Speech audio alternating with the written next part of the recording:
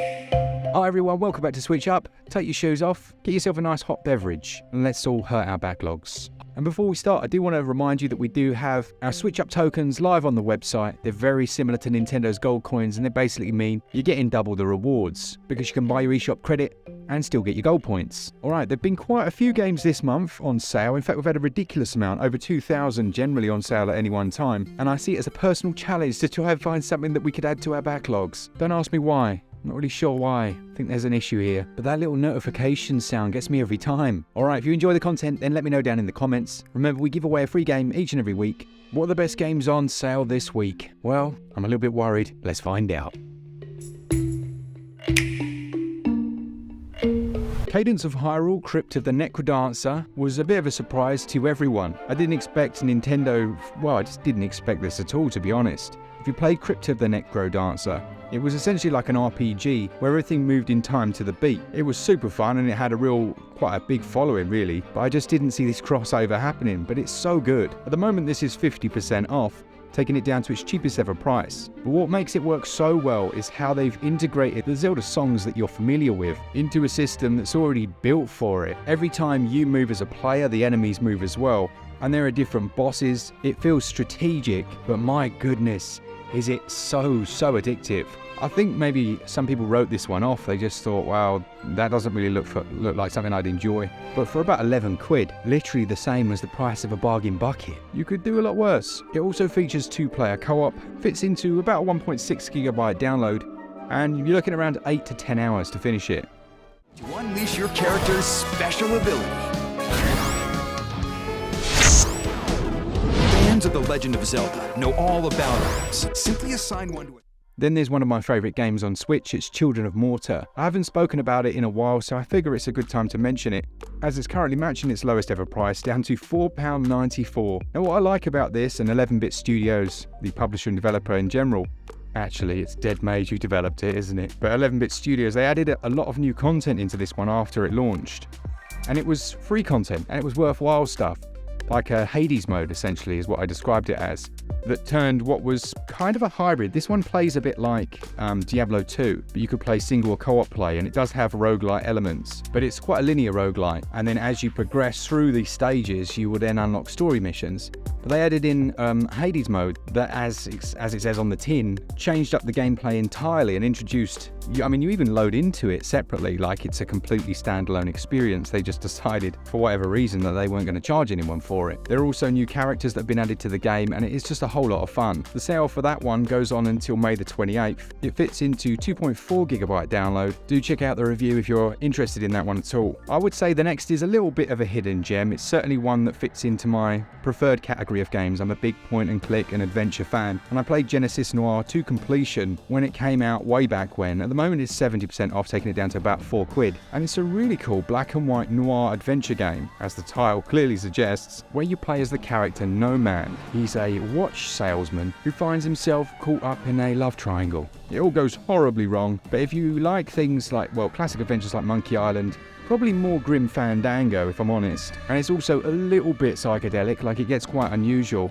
But yeah, as a big adventure fan, I think this might appeal to a few of you. And for about 4 quid, you could do a lot worse.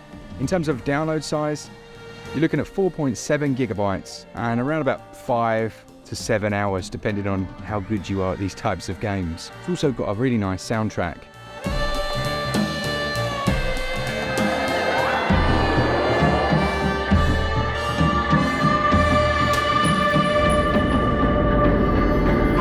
I'm a really big fan of Ender Lily's Quietus of the Nights. It's a bit of a Souls-like Metroidvania, but it's got nice combat, quite slick, and it has a very clever system. Well, it's not very clever, but it is reasonably clever, whereby you have this almost guardian that is a weapon that fights for you. It's not the longest and it's not the most difficult as far as this genre goes, and there are loads of different skills that you can unlock. It will feel really familiar if you've played Metroidvanias before, and it does that little thing where you'll have those enclosed arena style fights, and then when you beat them you move on to the next area. Now there were a couple of issues with performance at launch. It had a couple of patches as well. It's fine, like the performance is way better than we've seen in some games, but the inspirations they've taken from things like Hollow Knight are very clear. And I'd say if you liked something like Salt and Sanctuary, then this one might appeal to you. I know loads of you have finished this one, I think developer Livewire and AdGlobe pretty much nailed it. I wouldn't say it's as good as Death's Gambit Afterlife or Death's Door, but it's almost up there. It's around 13 hours to finish, but if you want to find absolutely everything, then you're going to look at a lot longer than that. We do have a full review again if you want to check that out, and that sale ends on May the 14th.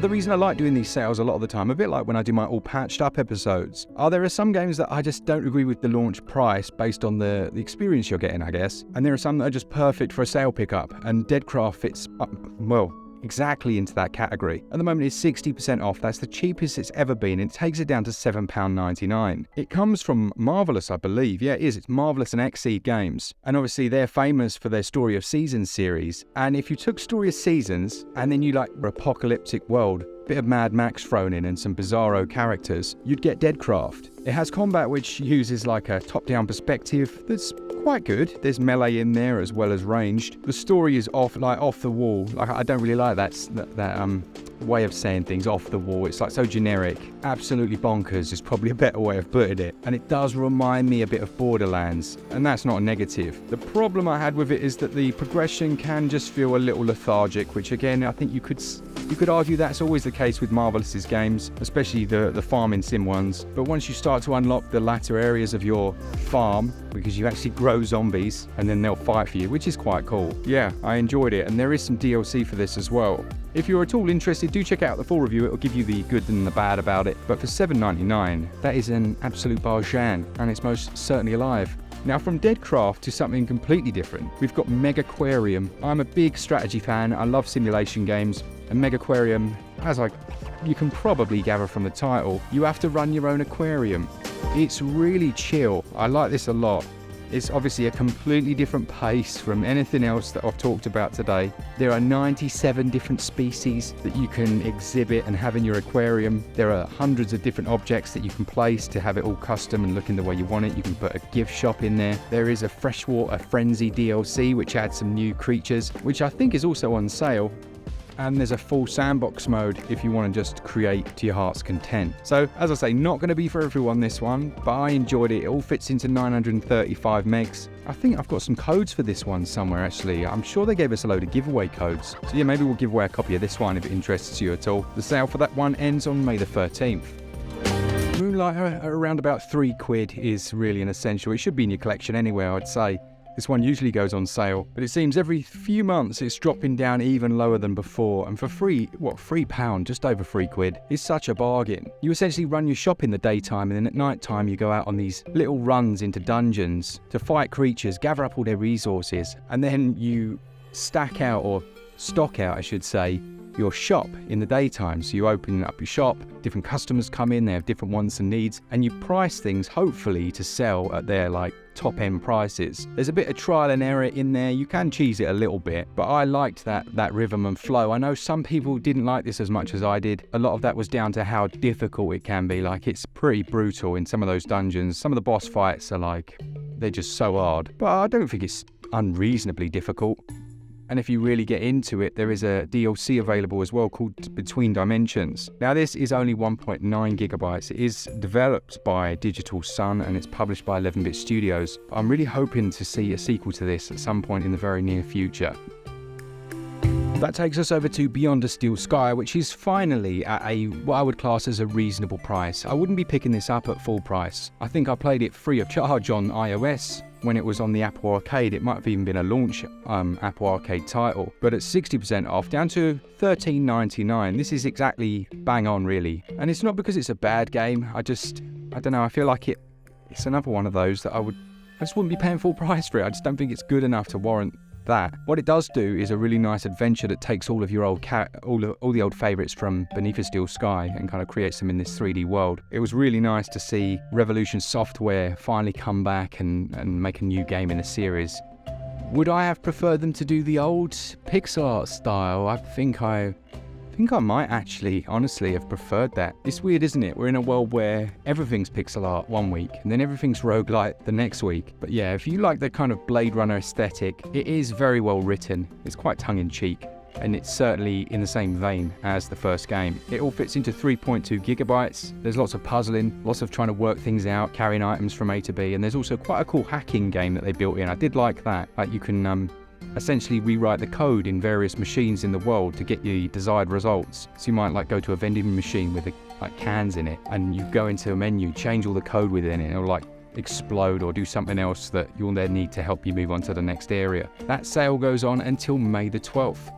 What with it being May the 4th and all that jazz, well, it's not May the 4th, but it was, Aspyr put their new Star Wars Heritage Pack, the 2023 edition, on its biggest ever sale, 50% off, and it is one heck of a collection. You've got Jedi Knight 2, Jedi Knight, Jedi Academy, and they're still good games. Like the graphics are pretty janky, but they hold up. Really fun, nice lightsaber combat. You've got Star Wars Episode 1 Pod Racer, which I think, did I review it or Glen? I can't remember. Again, it plays exactly like the original, if you ever played it back in the day.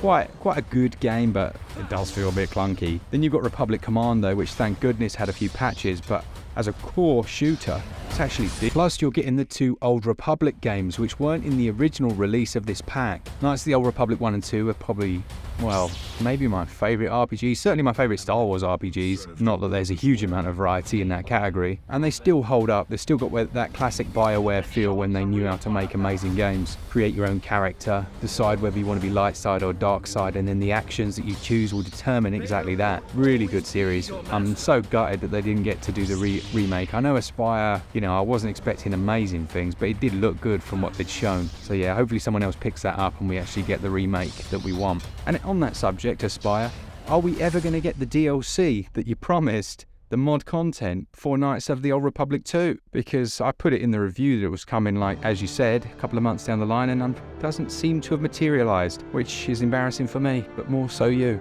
There is one I should imagine, if you guys aren't Steam players, you haven't played on PC before, here's one that may be classed as a bit of a hidden gem, and it's Sword of the Vagrant. It came out with no fanfare on Switch. It was annoying. I really wanted to cover it, but the code didn't come in time, and we had some other bits and bobs to cover. But at the moment, it's 22% off, which doesn't sound a lot, but it takes it down to £6.99. And when you consider that the physical copy is like 27 quid, if you're a digital buyer, then yeah, it's a good way of getting it. It's a 2D action RPG with quite fast-paced combat, tons of different monsters. It all takes place from a side perspective, and it's, I think, the combat which really sets it out for me. Like, it's actually enjoyable, and there are some really frenetic boss fights. You get a little monsterpedia that collects all the information on everything you battle. There's fast traveling in here as well. I think this version includes like extras, like extra artwork and stuff like that, but it's developed by OTK Games and published by Rainy Frog, and fits into around about a 1.4 gigabyte download. It's another that I would say is the perfect sales pickup because it's good but not amazing, and you'll probably know from the style if it's something that you'd enjoy. Now, hidden gem hunters among you will probably already own this one, will certainly have played it before. But for everyone else, go out and do yourself a favour and buy Narita Boy. This is 80% off, the cheapest it's ever been, down to £3.99, which is just a silly price. For the amount of work and effort that's gone into this game, it's got such a cool neon futuristic style, and it reminds me of a game, I can't remember the name of it, it's going to really bug me, but you have this, what's essentially like a sword weapon, and you're fighting within this digital realm. Normal enemies, boss fights, my goodness is there a great soundtrack. If you're a synthwave fan like myself, this one is going to tickle all of your buds. It's one of those that's, I think, more than the sum of its parts. And for, yeah, like I say, just under 4 quid. Narita Boy fits into just 925 megs. He's developed by Studio Koba and published by Team 17, and is an absolutely great game. That one's on sale until May the 16th. Be ready for a neo-retro symphonic quest. A post-fever dream with echoes from a far dimension. A vast homage to the glory of old times. Alright, now it's time to get over to our SwitchUp Savaloys selection, which is a ridiculous title for a ridiculous section, really. The games have to be less than £2.50 here in the UK, which is the price that you could afford a glorious, succulent red sausage. Known as a Savaloy. I know. Look, if you ever come to the UK, I'll buy you one. We'll all sit down and have a nice Savaloy together. There's only 3 this week, but they are certainly in the Barjan category. You've got Kill la Kill If, which is 90% off. taking it down to £1.79 here in Blighty, which obviously is the cheapest it's ever been by a country mile, and it's based on the series featuring some pretty hectic combat. If you've ever watched the anime, then you'll recognise loads of the places that you fight in. But for what, a quid? A quid? My goodness. You wouldn't even get like a side order of curry sauce for that. Actually, I was watching Twitter the other day and everyone was going crazy about British Chinese food. It doesn't all look like that, but yeah, a lot of the stuff you saw there, like chips with your Chinese, your prawn toast. Do they have prawn toast in America? Oh, it's quality stuff. This is making me hungry. But yeah, £1.79, my word. Then you've got Planet Alpha at 80% off. It's a bit like an auto runner, but it's not an auto runner because you're not automatically running.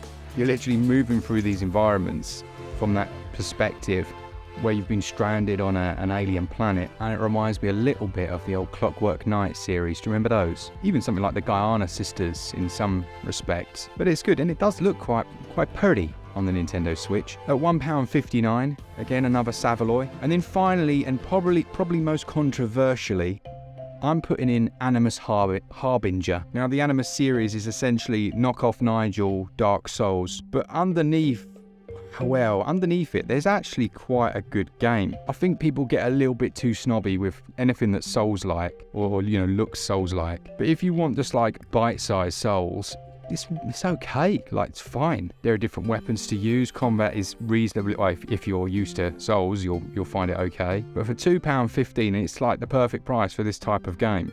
It plays out a bit more like almost like you choose your quest and then you fight your monster or you fight your creature, if you know what I mean. There is a skill tree, there's proficiency shards, you can gradually get stronger and choose new gear. But it is, like I say, it's like a watered down version of Dark Souls, like Dark Souls Light. The first one I wasn't too keen on, but I could still see like a bit of promise. But Harbingers, and that is it for the end of this week. Hopefully there are some games in there that maybe I've never spoken about or things you've never heard of before. As I say, with all of these things, most of them we have reviews of. We always make sure we play them, which is, in my opinion, the most important thing. So then you can listen to what I say, you can say, hey, that sounds good for me, or you can be like, that sounds like absolute crap. And then you could not buy it, but the backlogs, they will suffer. Are you picking up Zelda this week? Are you not interested? There's like this, actually quite a big group of people, maybe like 40-50%. No, that's probably too much. Maybe like 20 or 30% in the comments that are like, I didn't like Zelda at all. I think there's room for a video, like a video made for people that didn't like Zelda. I'm not sure what would go in it. Maybe all the Savaloys. But yeah, there's something there. Let me know what you've been playing this week, and a big thanks to all of you that have watched and enjoyed the content, and to so many of you for using our website to buy your eShop credit still and get your SwitchUp tokens, as well as your normal bits and bobs. Double the savings. Happy days. For all things Switch, all the time, keep your Switch up. Cheers, guys. See ya!